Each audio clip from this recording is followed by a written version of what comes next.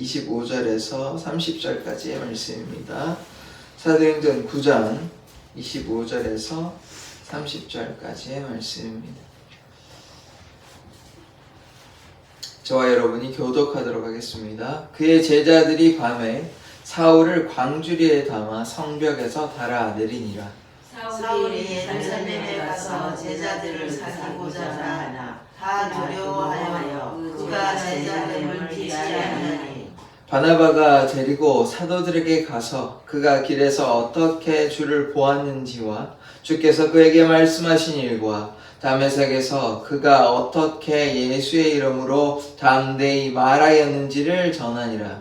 사울이 제자들과 함께 있어 예루살렘에 출입하며 또 주의 예수의 이름으로 담대히 말하고 헬라파 유대인들과 함께 말하며 변론하니 그 사람들이 죽이려고 힘쓰거늘. 같이 읽겠습니다.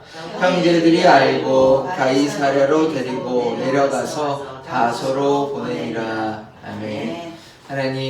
하나님께서 사울을 사용하신 것처럼 우리를 사용하여 주시옵소서. 예수 그리스도의 이름으로 기도드립니다. 아멘. 이 다메섹의 사람들은 사울을 죽이기로 합니다. 성문을 지키고 일주일 전만 해도 이 사울은 예수를 박해하던 자였습니다. 예수를 따라가던 사람들을 옥에 가두려고 공문을 받아서 예루살렘으로부터 다메섹에 가서 그 사람들 잡으려고 그렇게 갔는데 갑자기 호련히 빛이 임해가지고 사울은 변하게 됩니다. 왜 나를 박해하느냐? 왜 사울아 나를 박해하느냐? 그렇게 예수님께서 말씀하시니까 이제 변화된 삶을 살게 된 것입니다.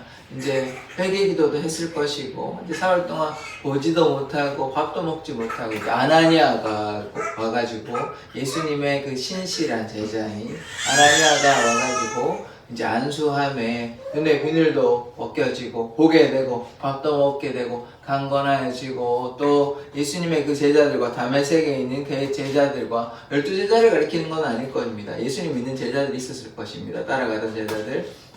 그들과 함께 얘기를 나누면서 예수님이 누구신지, 복음이 무엇인지 깨달았을 것입니다. 이제 변화된 것이죠. 하나님의 말씀에 대해서 깨닫게 되고 내가 핍박하는 예수가 아니라 나를 구원하신 예수님을 깨달았을 것입니다. 직접적인 음성을 들었으니까 이제 완전히 변화된 것이죠. 신비한 경험을 한 것 아니면 길 가다가 갑자기 엄청난 밝은 빛 가운데 예수님을 만나게 되고 또 3일 동안 또 기도했다고 하지 않습니까? 기도하는 동안에 회개하고 또 하나님의 어떤 역사가 나타났을 거라고 생각됩니다.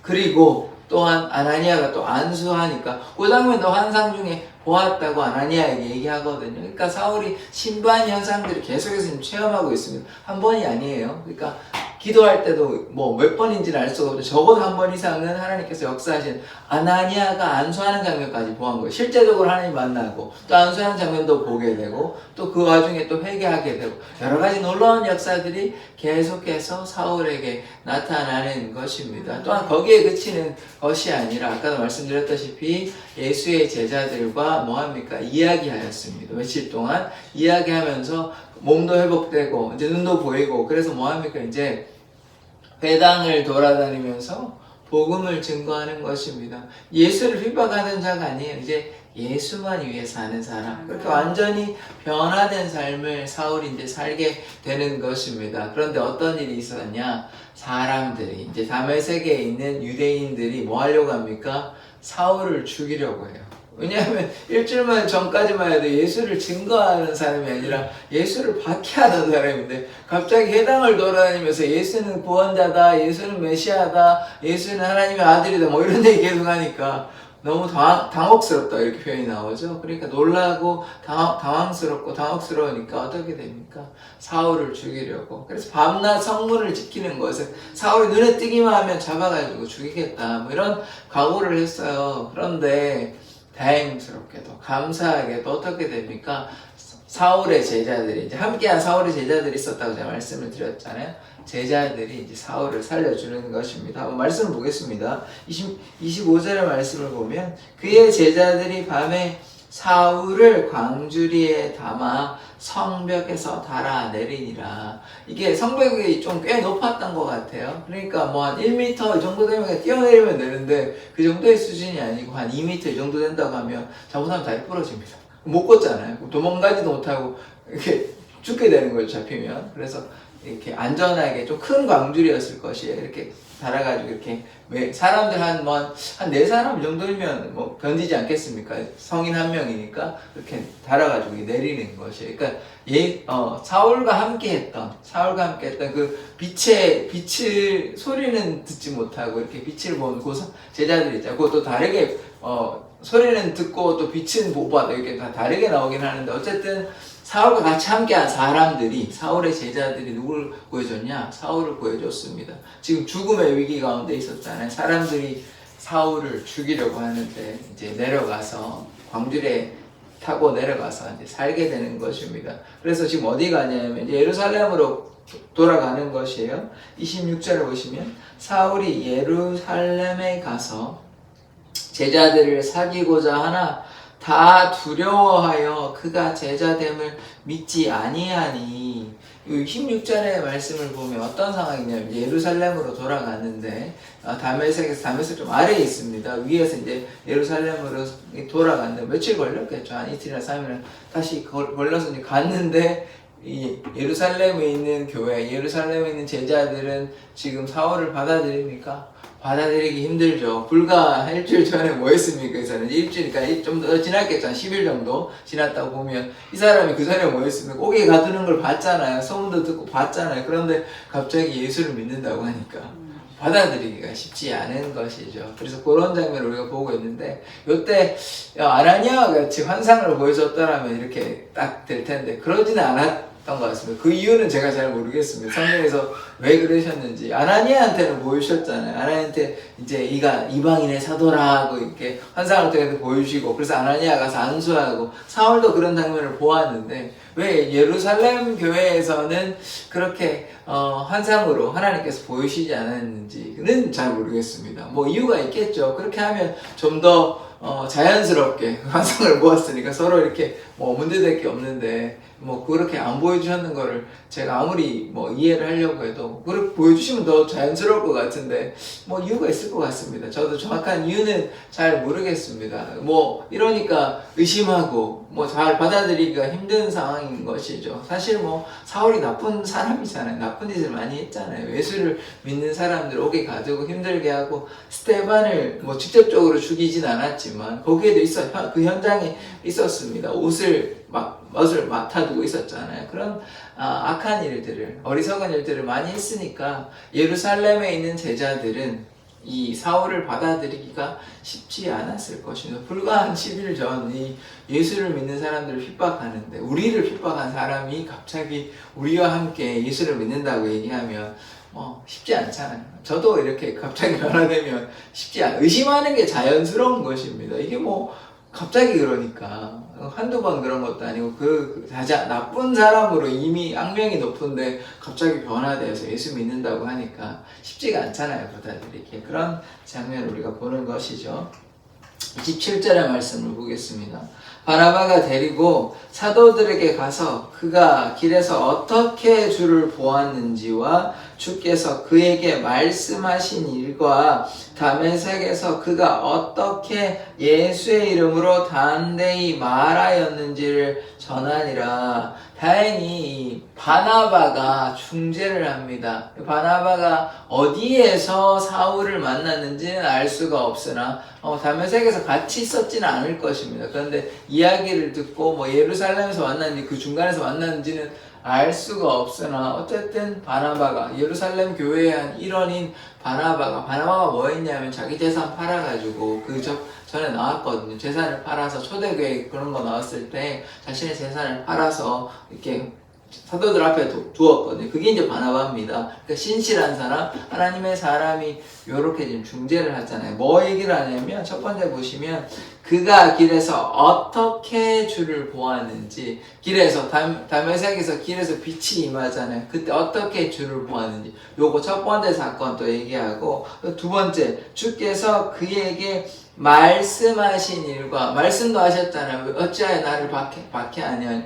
그러니까 하나님 예수님을 어떻게 만났는지 다메섹 도상에서 그렇게 그의 그 사건 회심의 사건을 지금 얘기하고 있고 또 그가 어떻게 예수 이름으로 담대히 말하였는지 그래서 지금 이 두 가지 사건을 얘기하는 것이에요. 첫 번째는 무엇이 있냐면 그가 회심하였잖아요. 그러니까 하나님께서 예수님께서 그렇게 광명의 빛 광명으로 이렇게 보여주시고 빛으로 보여주시고 그래서 사울에게 이렇게 말씀하셨던 거 그것도 말씀에 그걸 이제 말하고 있고 또 두 번째는 뭐냐면 그가 그렇게 가만히 있었던 것이 아니라 이제 회심하여서 뭐 했습니까?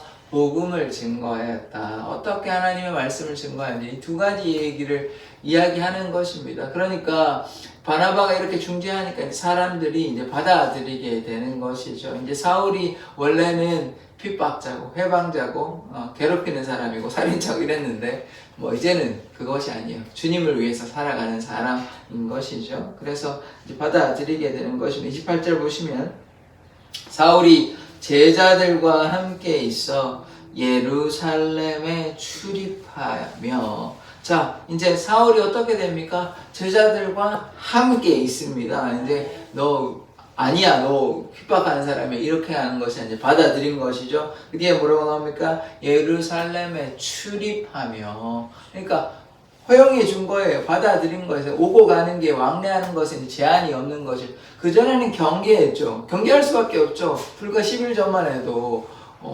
우리를 괴롭히고 예수를 믿는 사람들을 괴롭히고 핍박하고 그렇게 가두는 사람이었는데 어떻게 받아들이겠습니까? 그러나 이제 신실한 바나바가 이제 중재를 하니까 이분이 이 사울이 변화됐나 보다 이렇게 받아들이는 거죠. 그래서 뭐가 된 것입니까? 예루살렘 교회에 사울이 이제 정식적으로 이제 멤버가 되는 것입니다. 하나 일원이 되는 것이에요. 교회에 이제 더 이상 뭐 괴롭히는 사람, 박해하는 사람이 아니라 예루살렘 교회를 위해서 또 이방인의 사도로서 이렇게 이제 공식적으로 인정이 받았다. 우리가 이렇게 볼 수 있는 것입니다. 그러니까 완전히 변화된 것이 이제 뭐 좀 시간이 필요했던 것 같아요. 왜냐하면 사울이 그 전에 한 10일 전, 2주 전까지만 해도 예수를 핍박했던 사람이었고 뭐 한두 번 한 것이 아니고 여러 가지 예수님을 힘들게 하고 사람들을 힘들게 했는데 그러나 이제는 변화되었으니까 그 받아들이는 시간이 좀 필요했던 것 같습니다. 아나니아도 금방 받아들인 것이 아니에요. 아나니아가 급하게 하나님께서 환상을 보여주신 이유가 무엇입니까? 안수를 해야 눈을 떠야 뭐 하나님의 일을 감당할 것 아닙니까? 이방인의 사도로 역할을 감당해 뭐 보여야죠. 안 보이는데 뭐 어떻게 생각합니까? 힘들잖아요. 돌아다니기 굉장히 제한이 되고 그런데 그 특별하게 좀 급하게 환상을 통해서 그렇게 보이셨다면 지금은 그렇게 급한 거는 아니니까 좀 시간이 좀 걸리더라도 이렇게 서로 이렇게 포용할 수 있는, 받아들일 수 있는 그런 시간이 좀 필요한 것 같습니다. 만약에 바나바가 중재하지 않았다면 좀 더 시간이 걸렸겠죠. 한 달이 걸렸든지 1년이 걸렸든지 시간이 꽤 걸렸을 것입니다. 받아들이기가 쉽지 않거든요. 이건 뭐 용서의 개념이 아니라 이 사람이 불과 나쁜 짓을 이렇게 많이 했는데 갑자기 변화되었다고 하면 의심하는 게 당연하니까 그런 시간이 좀 걸렸을 것입니다. 그래서 받아들이고 하나의 일원이 되는 그런 모습을 우리가 보는 것입니다. 29절 말씀을 보시겠습니다. 또 주 예수의 이름으로 담대히 말하고 이제 그전에도 이제 다메섹에서 이미 여러 회당을 돌아다니면서 예수를 주라, 예수를 메시아라, 예수를 그리스도라, 예수가 하나님의 아들이라 전파하였고 이제 예루살렘에 와서도 뭐합니까? 이제 하나의 일원이 되었기 때문에 뭐 그전에도 그렇게 하려고 했겠지만 이미 의심하는 그런 상황에서는 그렇게 편하지는 않았겠죠. 그래서 이 인식이 변화되고 이제 자신이 예수님을 위해 살아가는 사람이다. 이제 공식적으로 인정을 받고 그 다음 어떻게 됩니까? 예수님의 말씀을 전하는 것입니다. 복음을 증거하는 것이죠. 그 다음에 헬라파 유대인들과 함께 말하며 변론하니. 자, 여기 보십시오. 헬라파 유대인들. 여기서 헬라파 유대인들은 예수님을 지지하는 사람들은 아닙니다. 유대인들이긴 하나 헬라의 문화의 영향을 받아가지고 뭐 거기 다 신이잖아요. 뭐 제우스 같은 이런 여러 가지 뭐 잡다한 신들이 있는데 그런 신들이 있으니까 유일신 얘기하고 뭐 예수 얘기하고 죽었다가 부활했다 이런 얘기를 하니까 조금 뭐 받아들이기가 쉽지 않은 거죠. 다른 생각을 가지고 있으니까 하나의 신밖에 없다고 얘기하고 뭐 죽었다가 부활했다 이런 얘기 하니까 뭐 무슨 헛소리 하냐. 아이 그 헬라파 유대인 입장에서요. 그러니까 서로 이제 누가 맞니 뭐 이런 얘기 계속 변론했지 않겠습니까? 그러나 사울은 담대히 선포하는 것이죠. 왜 그 이유가 무엇이냐면 예전에는 그냥 율법으로 보고 이렇게 구약으로 보고 이해하니까 예수님이 메시아 되신 것을 우리가 사울은 받아들일 수가 없는 것입니다. 어떻게 메시아가 있을 수 있냐? 예수가 어떻게 하나님의 아들일 수 있냐? 받아들이지 못하니까 예수를 핍박한 거예요. 그런데 어떤 사건이 있었습니까? 예수를 만났잖아요. 예수를 만나고 이제 변화되고 빛 가운데 만나고 음성도 듣고 또 자신이 이제 말씀도 사람들과 나누고 이러니까 완전히 지적으로도 또 논리적으로 다 받아들이는 거예요. 그러니까 하나님이 누구이신지 또 예수님이 하나님이 되심을 다 이제 받아들이게 된 거예요. 이제 더 이상 예수를 핍박하지 않는 것입니다. 깨달았기 때문에 예수를 만났기 때문에 이런 역사가 나타나는 것이죠. 그러나 헬라파 유대인들은 예수를 만나지 않았죠. 예수를 만났다 하더라도 그냥 인간 예수라고 생각하는 것입니다. 그러니까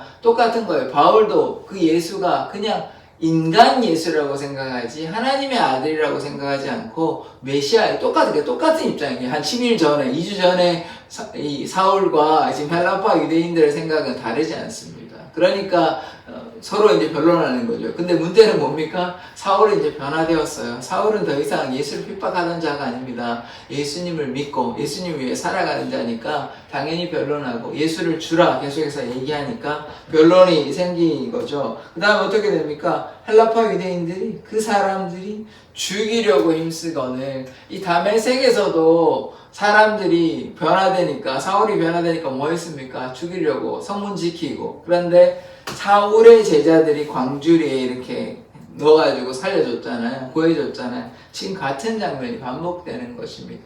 여러 가지 고난이 많았다고요. 이 사울이 그냥 쉽게 그냥 편하게 돌아다니면서 복음을 증거한 것이 아닙니다. 이렇게 죽음의 공포가 있었다니까요. 자신의 생명을 걸어놓고 예수님을 증거한 삶을 살았던 것입니다. 불과 이제 변화돼가지고 회심해가지고 얼마 안 됐는데 한 일주일 만에 다메섹에서 죽을 뻔했죠. 사람들이 죽이려고 하니까 그냥 말로만 협박한 것이 아니라 실제로 죽이려고 성문 지키고 지금도 어떻게 됩니까? 막 예수님이 주라고 얘기하고 담대히 선포하니까 또 죽이려고 그렇게 사람들이 혈안이 되어 있는 것이에요.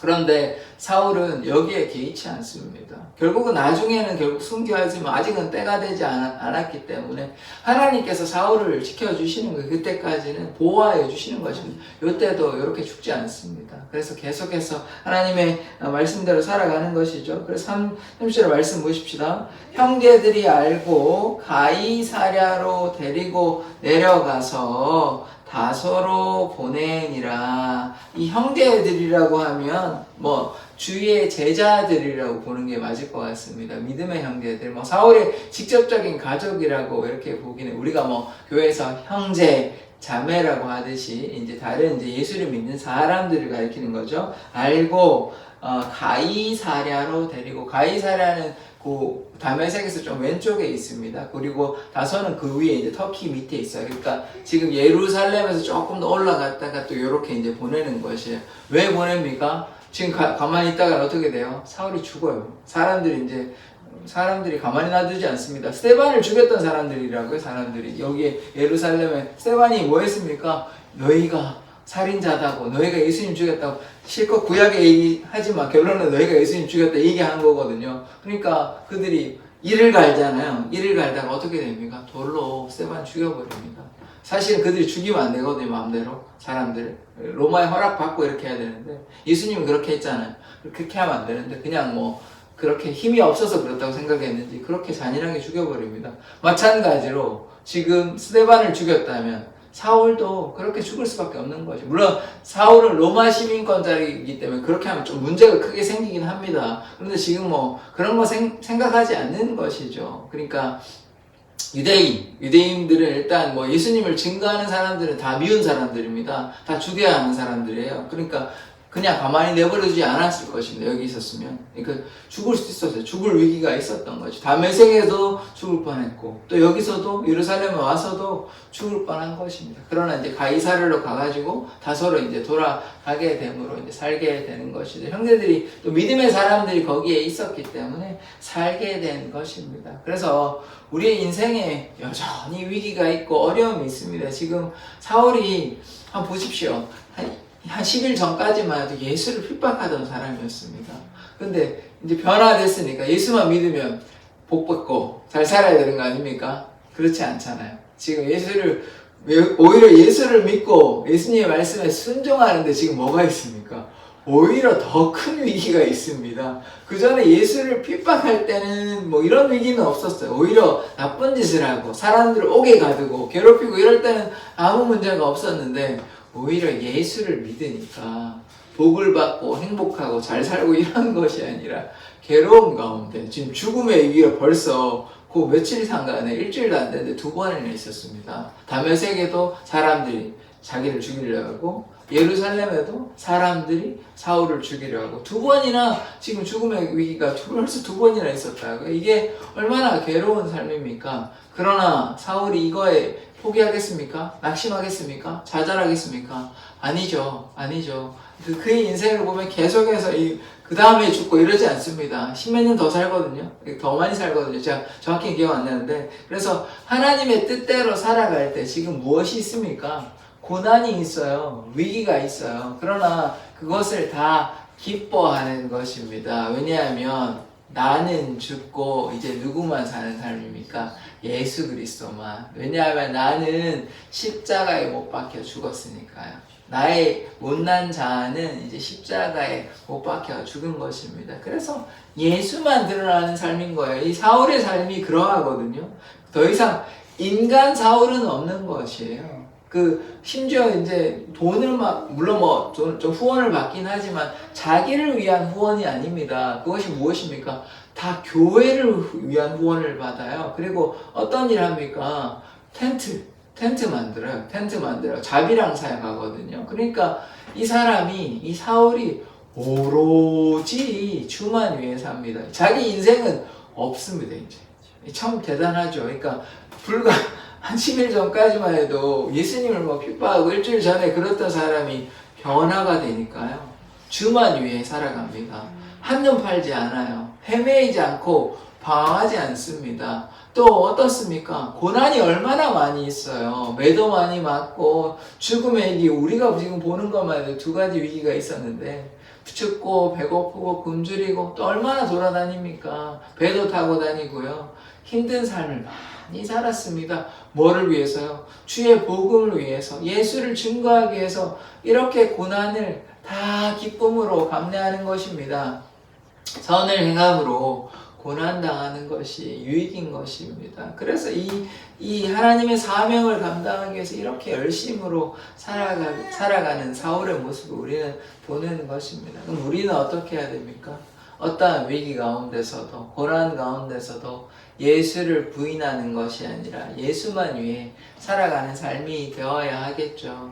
사울과 같이 살아가면 우리는 정말 영광스러운 복을 받을 것입니다. 또한 영광스럽게 하나님께서 인정해 주시고 칭찬해 주시고 또 하늘의 귀한 상급으로 갚아 주실 줄 믿습니다. 우리가 부족함이 있죠. 연약함이 있죠. 그런데 사울이 어땠습니까? 완전히 변화되었잖아요. 예수님 만나고 완전히 변화되었죠. 그런데 우리 참 사울만큼 사울을 왜 인정을 받냐면 변화되고 딴짓 안 합니다. 딴 데로 돌아가지 않아요. 넘어지지 않아요. 오로지 예수님만 위해서 살아갑니다. 그런데 우리들의 모습은 어떠합니까? 넘어지고 또 넘어지고 하잖아요. 저도 마찬가지고. 그러니까 우리가 하나님 바라보고 나아갔으면 좋겠습니다. 우리가 하나님 사랑하면 이런 것들 다 인내하고 어떠한 역경도 다 극복할 수 있는 것입니다. 자, 지금 사울이 얼마나 힘든 삶을 살았는지 우리가 알고 있지 않습니까? 그래서 우리에게 좀 고난이 있다 할지라도 때로 어려움이 있다 할지라도 낙심하는 것이 아니라 이 사울이 오로지 주를 위해 살았던 것처럼 우리도 그러한 삶 살았으면 좋겠습니다. 왜냐하면 사울이 왜 이러한 삶을 살았겠습니까? 이 땅에 복을 추구했겠습니까? 잘 먹고 잘 살려면 그냥 로마 시민권자로 살면 돼요. 복음을 증거할 필요가 없습니다. 돈도 어느 정도 있었을 것입니다. 그러면 그냥 그렇게 행복하게 살 수 있습니다. 그러나 사울은 무엇을 택했죠? 생명의 길을 택한 것입니다. 주를 위한 삶을 살아가는 것입니다. 그것이 더욱더 가치 있고 영생이 중요하기 때문에 그가 예수님과 영원히 함께하는 삶이 더욱더 중요하였기 때문에 그것을 이미 깨달았거든요. 셋째 하늘을 갔습니다. 예수님 만나고 얼마 뒤에 환상을 통해서 이미 신비한 경험을 하였습니다. 하늘나라를 이미 갔어요. 그래서 그런 것을 다 깨달았기 때문에 세상에 육신의 소망에 휘둘리는 것이 아니라 오로지 주만 위해 사는 것입니다. 그럼 우리는 어떻습니까? 우리가 이 땅의 삶이 영원하지 않다는 거 알잖아요. 그러면 그 남은 기간 동안 우리가 어떠한 선택을 하느냐에 따라서 우리가 하늘나라에 주님과 영원히 거할 수 있고, 그렇지 아니하면 그렇지 못할 수 있는 것이죠. 그러니까 우리도 이와 같이 주만 위해 사는 삶 되기를 원합니다. 주께서 함께하여 주십니다. 우리의 의지로 우리의 생각으로 하는 것이 아니라 우리 안에 성령이 충만하십니다. 성령께서 우리의 삶을 인도해 주시는 것입니다. 그래서 날마다 주님께 기도함으로 말씀을 읽고 묵상함으로 또 주께 나아갈 때 하나님의 놀라운 역사가 나타나는 것입니다. 시편 119편의 말씀에 보면 이런 말씀이 있거든요. 어떤 말씀이 있냐? 내가 주의 말씀을 내 마음에 둡니다. 왜 마음에 두냐면 주께 범죄치 않기 위하여. 그러니까 뭐 해야 됩니까? 주의 말씀을 주야로 묵상하고 주의 말씀을 즐거워해야만, 다른 말로 주님과 함께하는 방법이 무엇이냐? 주의 말씀을 내 마음에 두어야 합니다. 말씀을 사랑하지 아니하고 주님을 어떻게 믿고 주님을 어떻게 따라가겠습니까? 그래서 주의 말씀을 우리 마음에 둠으로 주께 범죄하지 않을 수 있습니다. 그래서 주의 말씀을 사랑하는 자 되기를 원합니다. 그러할 때 우리의 삶에 성령의 충만한 역사가 나타날 줄 믿습니다. 기도하겠습니다. 하나님, 우리가 날마다 주를 위해 헌신하는 자, 주만 따라가는 자 되기를 원합니다. 사울이 예수님을 핍박하던 자에서 예수만 위해 사는 사람으로 완전히 변화된 것처럼 우리의 삶에 하나님의 그 놀라운 역사가 날마다 나타나기를 원합니다. 주의 말씀을 사랑함으로, 주의 말씀을 우리의 마음에 둠으로 우리가 주께 범죄치 않기를 원합니다. 세상의 길에서 방황하지 않기를 원합니다. 오직 주만 위해 살고 주만 따라가기를 원합니다. 예수 닮아가기를 원하오니 우리의 삶을 이끌어 주시옵소서, 인도하여 주시옵소서.